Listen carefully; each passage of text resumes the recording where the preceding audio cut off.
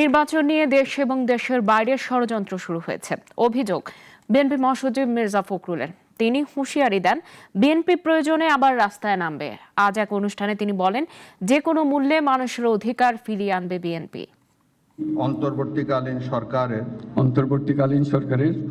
অন্তর্বর্তীকালীন সরকারকে বিএনপি সহ সবাই মিলে ক্ষমতায় বসানো হয়েছে, কিন্তু তাদেরকে যে উদ্দেশ্যে বসানো হয়েছে তা থেকে দূরে সরে রাখা হচ্ছে।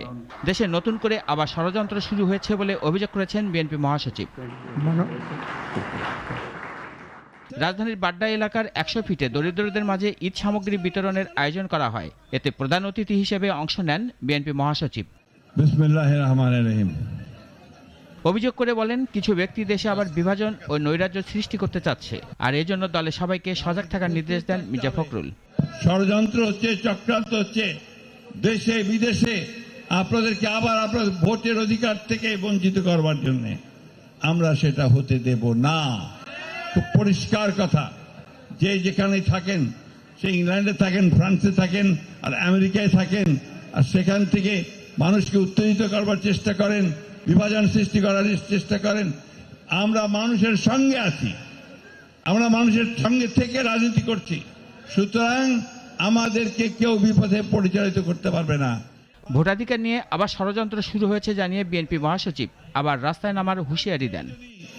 জনগণের স্বার্থে যদি কোনো বিঘ্ন সৃষ্টি করা হয়, তাহলে বিএনপি আবার মাঠে নামবে।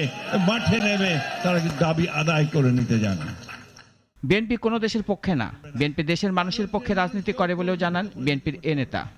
খুব পরিষ্কার কথা, আমরা ভারতের পক্ষেও নই, আমরা পাকিস্তানের পক্ষেও নেই, আমরা আমেরিকার পক্ষেও নেই, আমরা ইংল্যান্ডের পক্ষেও নেই, আমরা বাংলাদেশের পক্ষে। দেশে আর কোনো ষড়যন্ত্র হতে দেবে না বিএনপি জানিয়ে বিএনপি মহাসচিব বলেন, সব ষড়যন্ত্র রুখে দিয়ে মানুষের অধিকার ফিরে আনা হবে। বাংলাদেশ। রাশেদুল কাদির, নাগরিক, ঢাকা।